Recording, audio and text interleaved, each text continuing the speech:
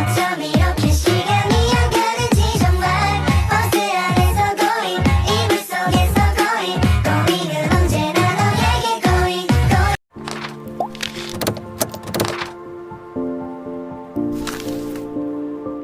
Saya akan membahas materi mengenai pengantar perbankan. Yang pertama yaitu mengenai pengertian bank.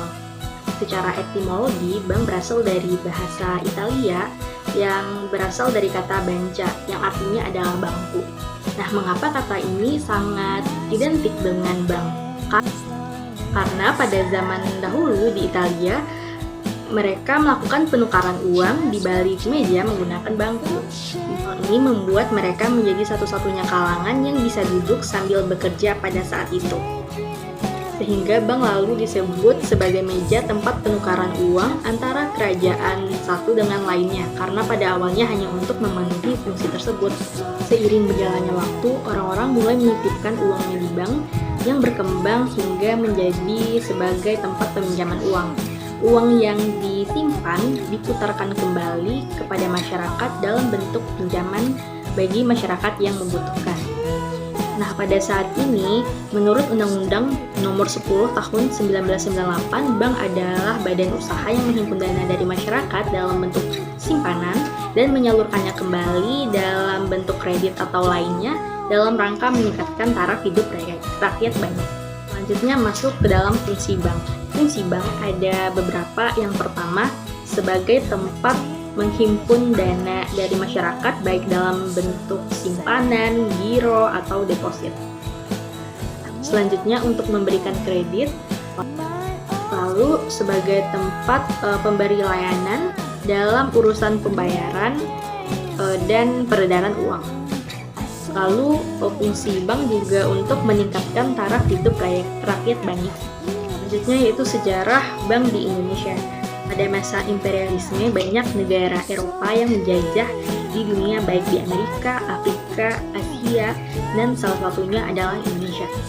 Nah, pada saat itu mereka membawa sistem perbankan.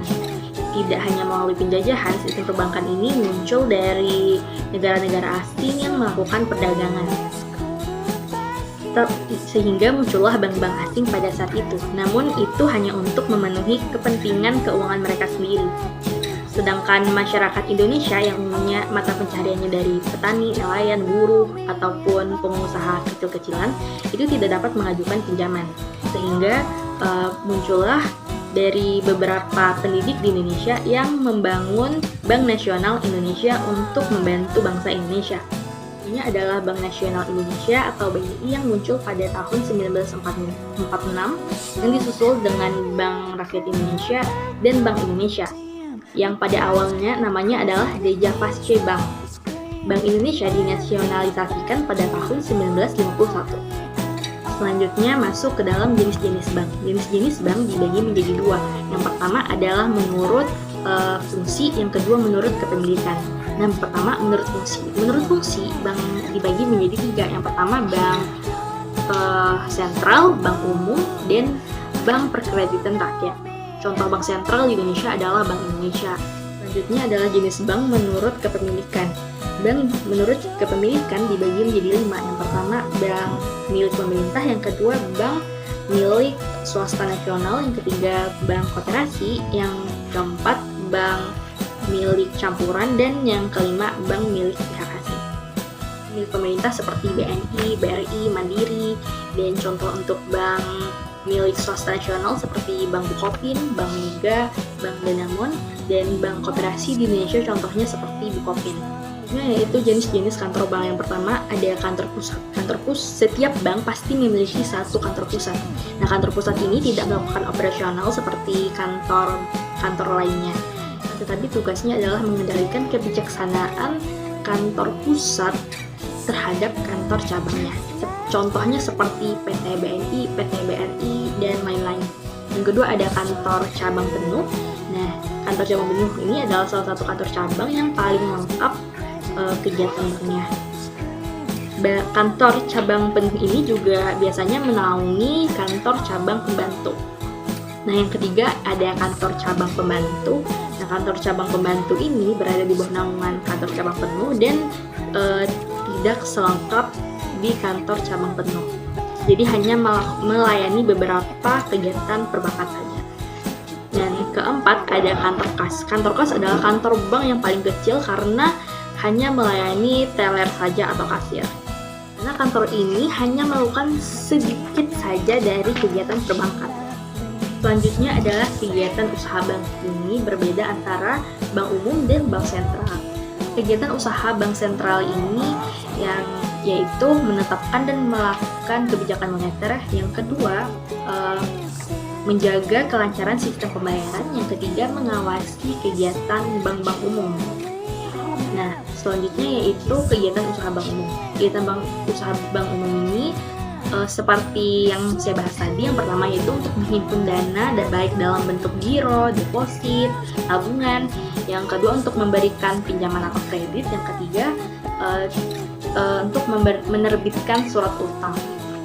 Dan banyak lainnya sih tugas bank umum. Adalah jenis-jenis lembaga keuangan non-bank dan perbedaannya dengan bank.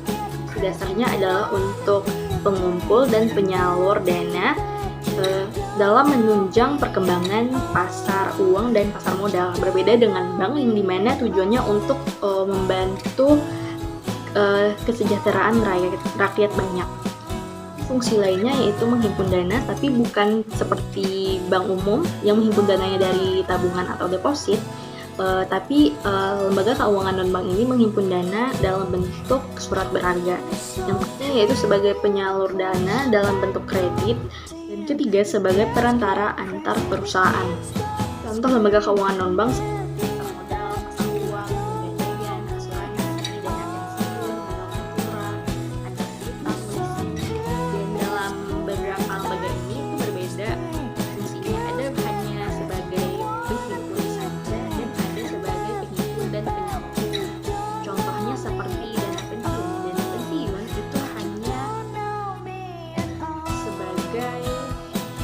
dengan bank, penyalur dana di sini hanya untuk anggota saja, bukan untuk masyarakat umum. Berbeda dengan bank yang penyalur dana ini untuk dilakukan pada rakyat banyak.